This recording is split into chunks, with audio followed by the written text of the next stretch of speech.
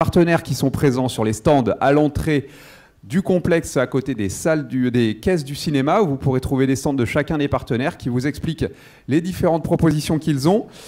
Pour ce deuxième jour, vous allez assister à 5 conférences. Les thèmes de la matinée seront le risque infection en milieu hospitalier, la polyarthrite, l'alimentation, la santé connectée, et nous finirons avec les infections. Si vous voulez vous exprimer sur les réseaux sociaux, vous avez un hashtag qui est à disposition.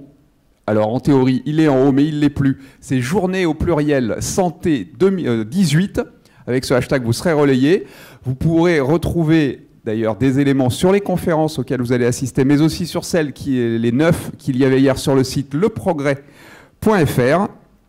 Je vais bien vous demander, s'il vous plaît, de mettre vos téléphones sous silencieux, puisque c'est assez peu respectueux quand le téléphone sonne en plein milieu de la conférence. Hier, on a même eu une dame qui posait une question dans la salle et son téléphone s'est mis à sonner. Elle était un peu embêtée, donc ça serait bien que ça ne vous arrive pas. Un simple silencieux vous permettra d'éviter ce désagrément. La première conférence de cette matinée va donc porter sur le risque infection en milieu hospitalier, sécuriser le parcours. Le conférencier, c'est le docteur Joseph Ajar, médecin hygiéniste et épidémiologiste, en partenariat avec Mylan.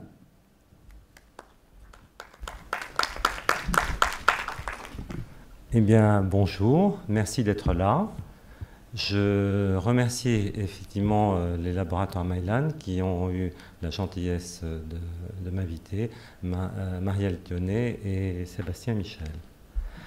Alors, j'ai bien essayé dans ces diapositives d'éviter des mots complexes, mais mon attention a pu être prise en défaut et au moment où il y aura les questions, n'hésitez pas à m'interpeller sur cela. Alors, la première des choses, c'est préciser ce qu'on entend par parcours hospitalier. Moi, je préfère le parcours du patient. Pourquoi? Parce que le parcours du patient se situe dans les 3 principaux secteurs, que sont à la fois l'établissement sanitaire, qu'il s'agit des hôpitaux publics ou des cliniques privées, mais également les établissements médico-sociaux, notamment des institutions d'hébergement pour personnes âgées dépendantes, et enfin, les soins de ville avec les cabinets libéraux, qu'il s'agisse des médecins, des infirmières, des kinésithérapeutes, etc. Et ce qui m'importe, en fait, c'est l'ensemble du parcours du patient, avant son admission, quand il s'agit d'une prise en charge dans une structure de santé, en cours d'hospitalisation ou d'hébergement, et puis avant sa sortie, mais également à son domicile. D'ailleurs, certains types de prise en charge sont dits d'hospitalisation à domicile, vous le savez. Mais aussi, je n'exclus pas la prise en charge ambulatoire, où l'on se rend dans une structure et où on en ressort le jour même.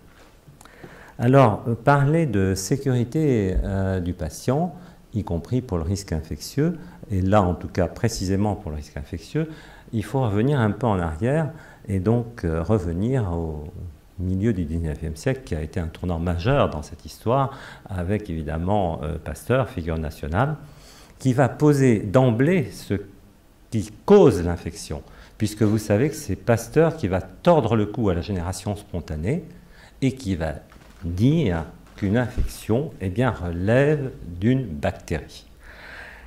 Mais en même temps, il a défini l'acquisition hospitalière, puisque dans un de ses discours à l'Académie de médecine sur les causes de la fièvre puerpérale, vous savez, la fièvre puerpérale, c'est une infection qui va toucher les accouchés et qui d'ailleurs à cette époque avait un taux de mortalité très important. Eh bien, il dit, c'est le médecin et son personnel qui transportent le microbe d'une femme malade à une femme saine. Et là, en ce sens, il a posé le problème de l'infection hospitalière.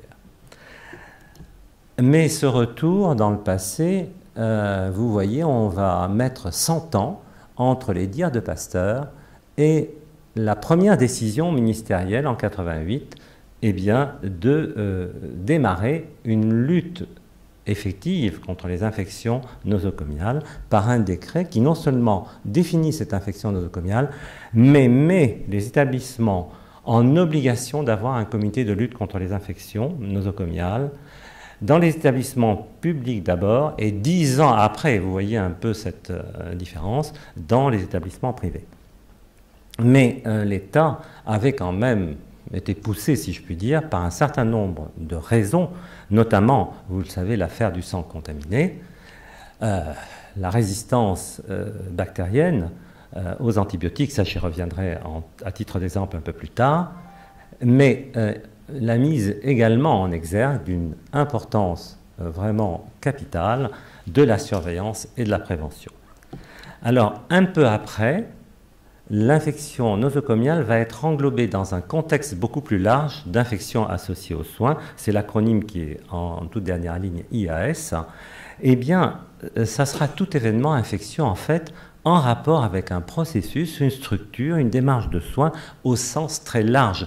On n'est pas restrictif, finalement, uniquement à une prise en charge hospitalière.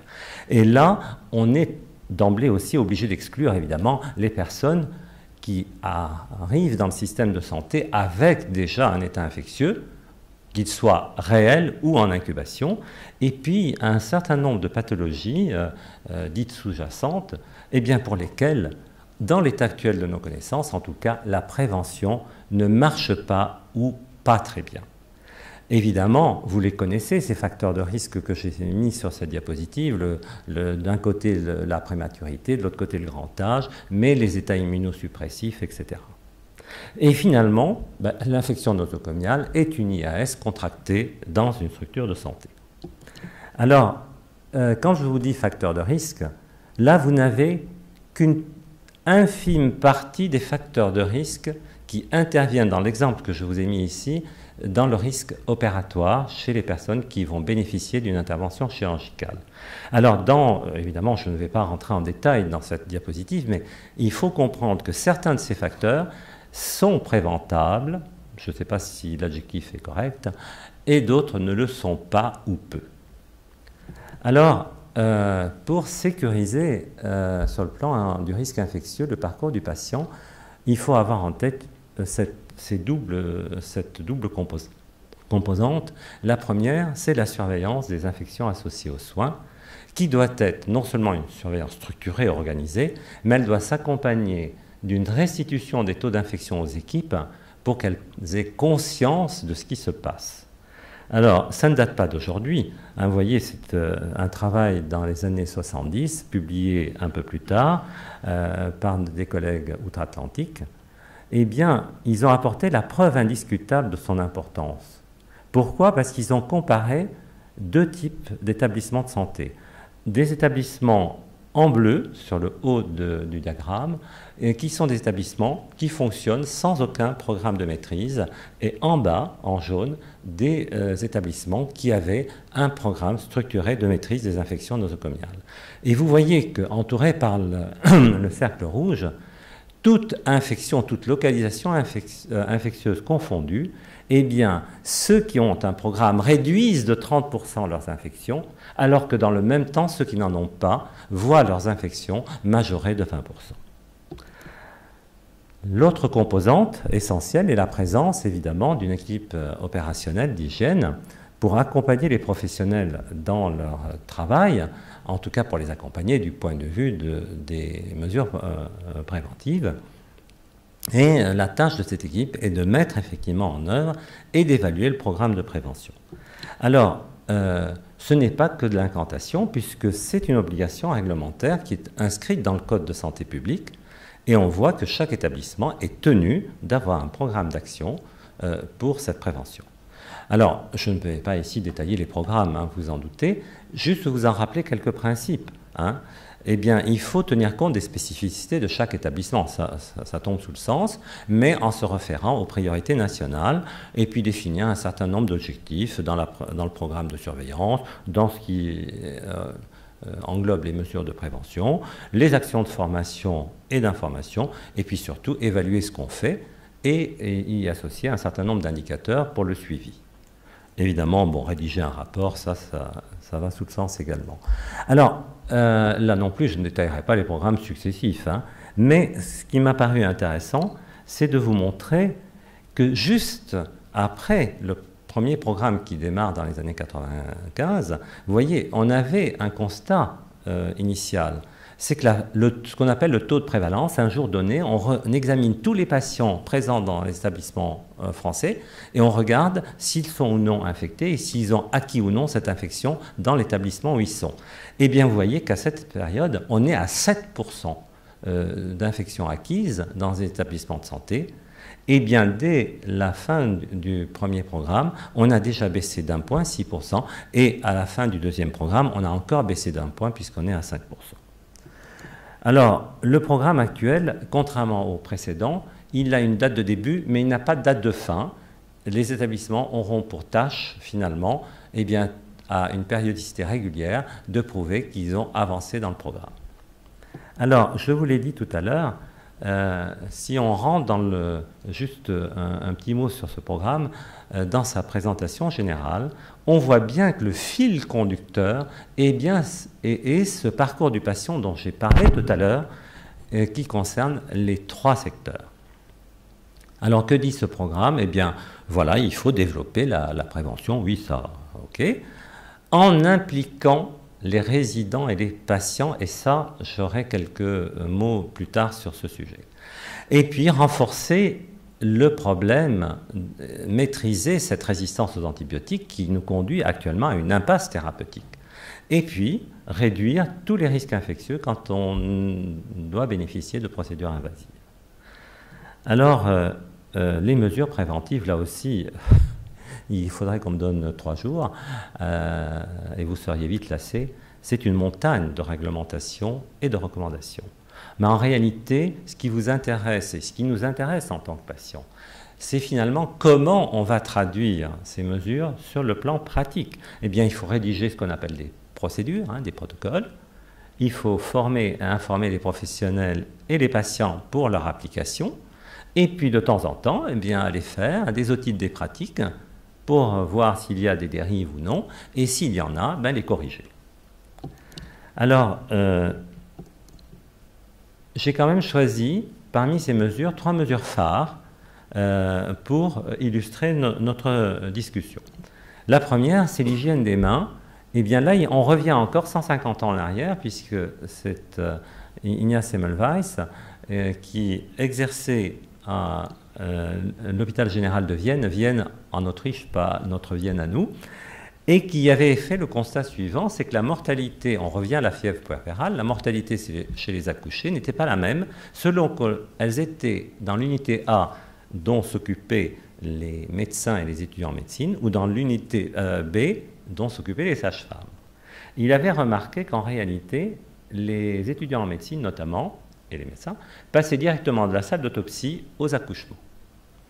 Alors, dans son constat, il émet l'hypothèse suivante, c'est que ces professionnels qui vont de la salle d'autopsie aux accouchés transportent des particules cadavériques. Quelques années après, Pasteur montrera que ce sont des microbes et que c'est du streptocoque. Eh bien, il propose une action simple. On se lave les mains entre la salle d'autopsie et la salle d'accouchement, et il va montrer de manière remarquable qu'à partir du moment où il instaure cette pratique, la courbe des médecins va s'affaisser et rejoindre en termes de mortalité celle des sages-femmes qui était nettement plus basse.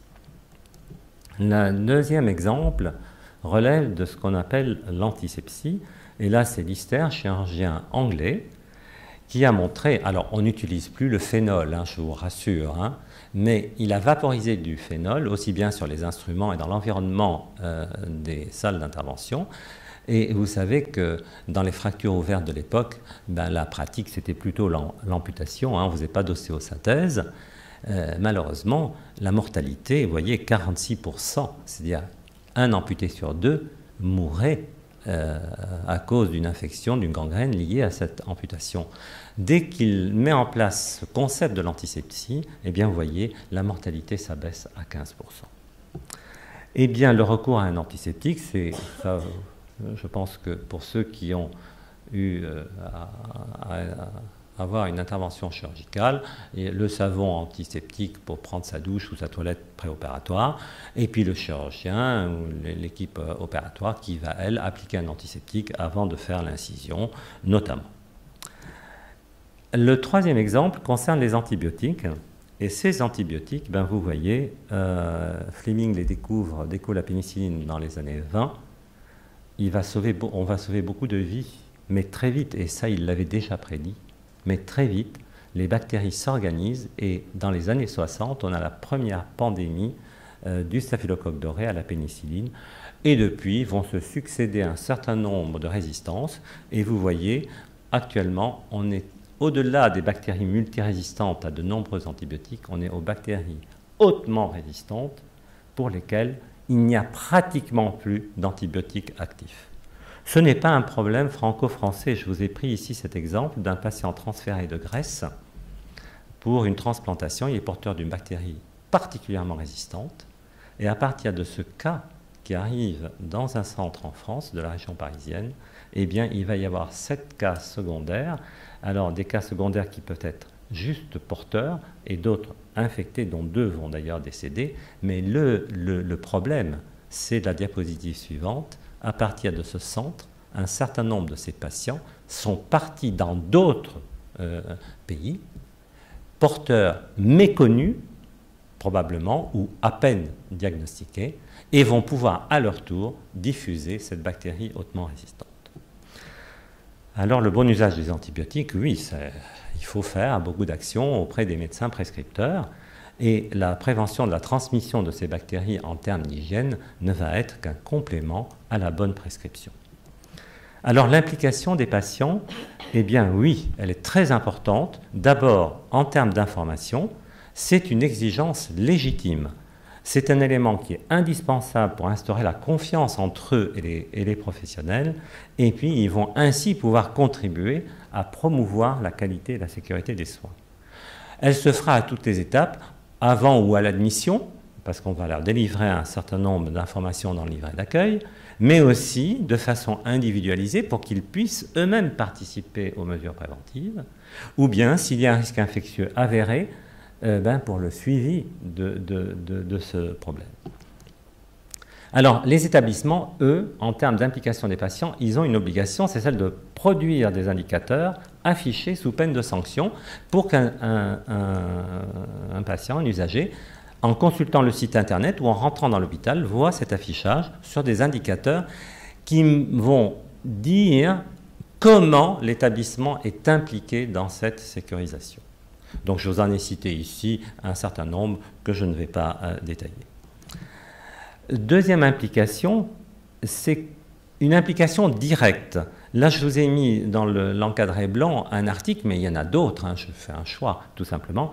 Et là, c'est comment, en excluant de nos têtes en tant que patients tout risque de stigmatisation, eh bien, de dire vous lavez vraiment les mains avant de me toucher, avant de venir me piquer, de venir poser un cathéter, etc. Oui, il faut qu'on puisse interpeller les professionnels. Deuxièmement, à leur disposition, les usagers et les patients ont sur le site du ministère l'accès pour déclarer des événements indésirables, notamment, vous le voyez sur la partie droite de la diapositive, en cas d'acte médical ou de soins qui a provoqué un événement indésirable, ou en tout cas ressenti comme tel par l'usager, eh bien, il y a une possibilité de le déclarer. Et puis enfin, là, c'est une expérience récente qui vient d'être publiée d'ailleurs par un tout petit établissement pas loin de Valence, hein, de Saint-Marcelin. Eh bien, ils ont fait un travail autour de l'analyse des risques avec les patients pour que cette analyse puisse être non seulement portée à la connaissance des usagers, mais également qu'ils puissent participer à ces mesures correctrices. Il y a encore du travail, et je vais finir sur ces deux diapositives. Il y a encore du travail, pourquoi? Parce que, vous voyez, cet article qui a été publié, il concerne un établissement dans lequel il y a un service de maladies infectieuses, et dans ce service, on se rend compte que l'utilisation de la solution hydroalcoolique pour l'hygiène des mains des soignants n'est utilisée par ces soignants que dans 25% des cas. Alors, de l'autre côté, hygiène des mains, antibiotiques, ben là aussi, malheureusement, on est dans le peloton de tête, mais ce n'est pas une bonne place, puisque en 2017, l'OCDE a publié pour l'ensemble de l'Europe les pays consommateurs d'antibiotiques. Et vous voyez, c'est la flèche en rouge, France, nous met en 3e position. Et bien voilà. Donc encore du travail et fort heureusement, c'est du mitigé. Les derniers résultats de l'enquête de prévalence qui a eu lieu l'année dernière et qui viennent juste d'être publiés en début de semaine montrent que finalement entre 2012 et 2017, il ne se passe pas d'aggravation. On est dans la stabilité. Et on sait bien que cette stabilité est difficile à abaisser parce qu'il y a un certain nombre de facteurs de risque, les personnes de plus de 65 ans, l'immunodépression, etc., qui font que la prévention n'est pas facile, mais il faut continuer. Je vous remercie pour votre attention.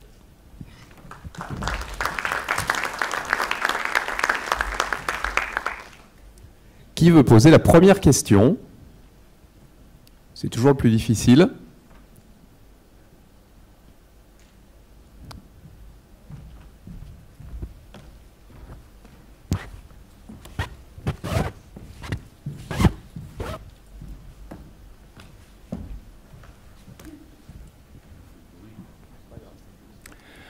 Merci, monsieur, pour votre exposé.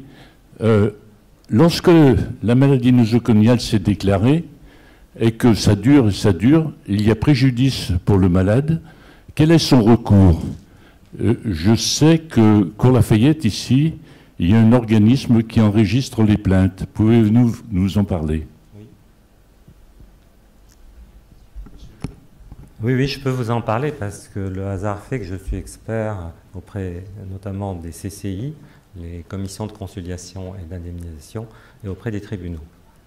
Alors oui, le premier recours d'un patient qui s'estime être victime d'un événement indésirable comme une infection, puisque là on est dans le cas de l'infection, eh bien il peut déjà tout simplement saisir la commission de relations des usagers de l'établissement qui est composée d'un certain nombre de personnes médicales et non médicales pour avoir un entretien et exposer sa plainte et sa réclamation.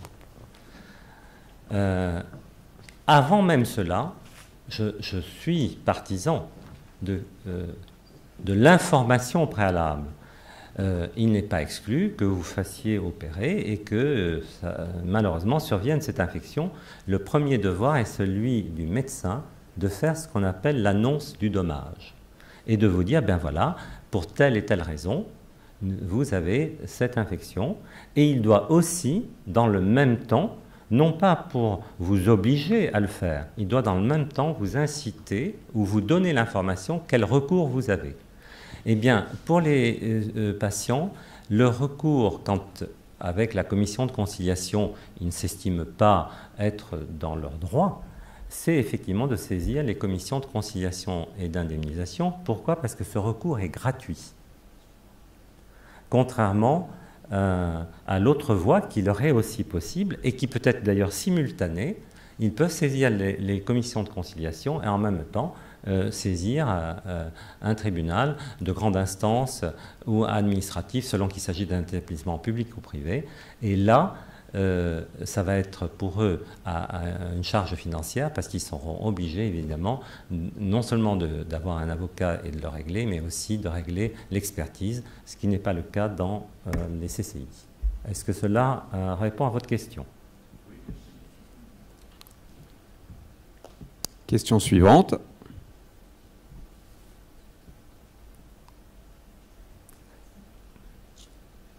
Pas de volontaire.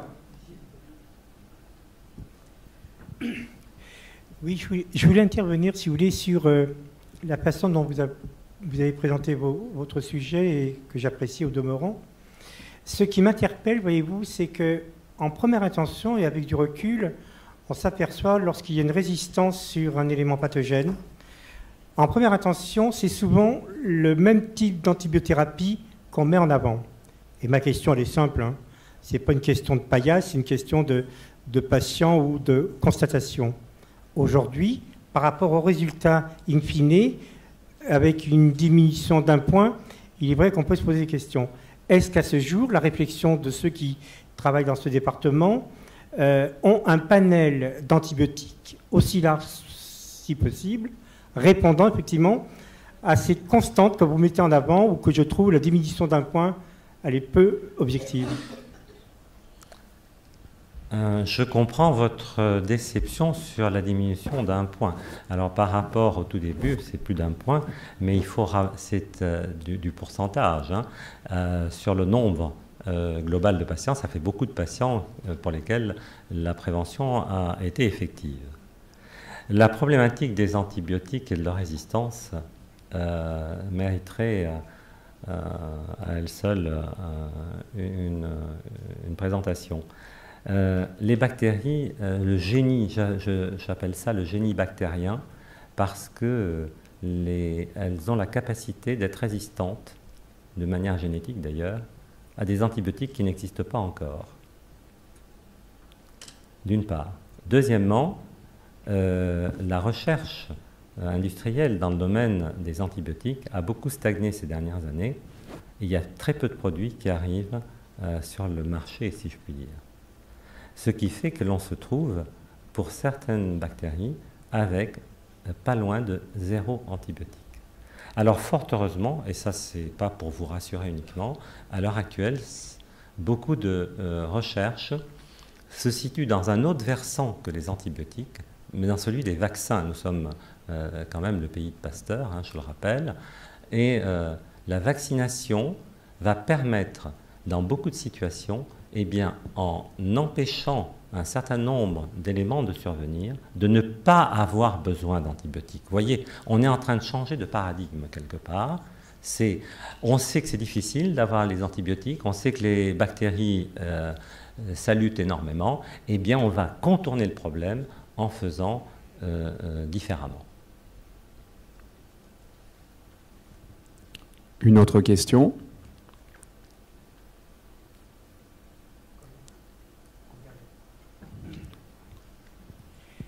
Comme il n'y a plus de questions, hein, permettez-moi, je crois qu'on se connaît, de vous transmettre toute ma gratitude du sujet que vous avez émis.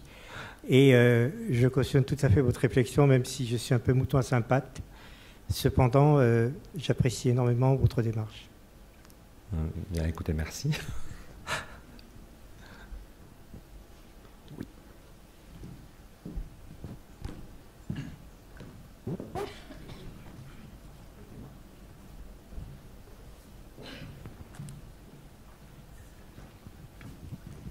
Bonjour. Hier, on a pu tester au village, à côté là, le lavage des mains en solution hydroalcoolique. Et après, on a passé nos mains dans une petite. Eh bien, j'ai fait 2 fois. Moi, j'ai travaillé à l'hôpital et 2 fois, mes mains n'étaient pas propres entièrement à 100%, quoi. Et c'est hyper compliqué, en fait. Et on était plusieurs à tester et on avait toujours des endroits où, en fait. Les mains n'étaient pas... Comment faut-il faire? Parce que c'est vraiment... Alors en fait, si vous voulez, ce que vous avez fait hier, on le fait faire à nos professionnels. Hein. C'est un exercice de type pédagogique. Hein. On va artificiellement ensemencer vos mains avec un produit qui ne contient pas de bactéries, hein, je vous rassure, qui est un produit qui va se révéler sous la lumière ultraviolette. Mais ce que vous avez constaté hier, c'est tout simplement le travail quotidien que nous avons à faire auprès des professionnels pour qu'ils prennent la bonne dose et qu'ils fassent le bon geste. Voilà. Et le bon geste ne peut pas être inférieur à la 30aine de secondes. D'accord? Mais quand on observe sur le terrain ce qui se passe, très souvent le geste dure moins de 10 secondes. Comment voulez-vous? Il n'y a pas de recette miracle. Il faut vraiment que le produit enrobe toute la main, passe dans les espaces interdigitaux, au niveau de l'extrémité de chacun des doigts, des 10 doigts, évidemment parce que Le poignet, à la limite, ça ne m'intéresse pas. Je ne travaille pas avec mes poignets, je travaille avec le bout de mes doigts, vous voyez. Donc il y a là des parties complexes sur lesquelles il faut particulièrement insister jusqu'au séchage complet du produit. Et quand on fait ça, et qu'on a pris l'habitude de le faire, eh bien, c'est efficace. Donc il va falloir que vous repassiez devant la boîte pédagogique. Ah, on pense l'avoir bien fait, bien sûr.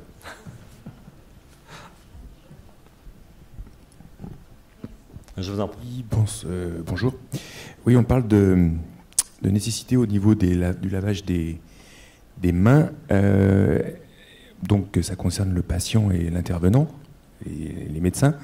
Est-ce qu'il y a des progrès qui sont réalisés au niveau des infrastructures, c'est-à-dire les bâtiments, les salles d'opération, etc. Alors, de quel type de progrès vous voulez parler? Des progrès en termes d'hygiène? D'aménagement. D'aménagement. Ah, d'aménagement. Écoutez, là, c'est pareil, hein. Vous avez des structures. Moi, j'ai travaillé dans la région valentinoise, dans un hôpital dont la construction datait des années 65. Ça veut dire qu'il a commencé à être conçu dans les années 10 ans avant. D'accord? Eh bien, vous ne pouvez pas obtenir d'un établissement qu'il ait les mêmes performances qu'un établissement construit ces dernières années. Mais cet établissement, lui-même, a, de manière régulière, fait des travaux d'amélioration dans ces structures, notamment pour ce qui est du bloc opératoire, des urgences, de la réanimation, du secteur médical, et puis même là, plus récemment, il y a 2 ans, des services chirurgicaux. Et je m'y suis rendu pour rendre visite à un ami opéré récemment dans les nouveaux services de chirurgie, où enfin, on a des chambres dignes de ce nom, avec un sanitaire dans la chambre et non pas un sanitaire commun. Cet hôpital, il y a encore quelques années avant, dans le service de chirurgie, vous aviez un petit lavabo dans un placard. D'accord? Donc, on ne peut pas dire qu'il n'y a pas de progrès, mais ces progrès, eh bien, ils vont se faire au fil du temps en fonction de la vétusté ou de l'ancienneté des établissements.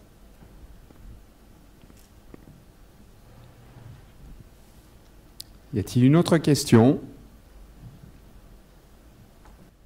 Je mets la main devant mes yeux parce que sinon je ne vous vois pas. Ah oui, en bas, vous avez le problème de la lumière. On va remercier le docteur Ajar.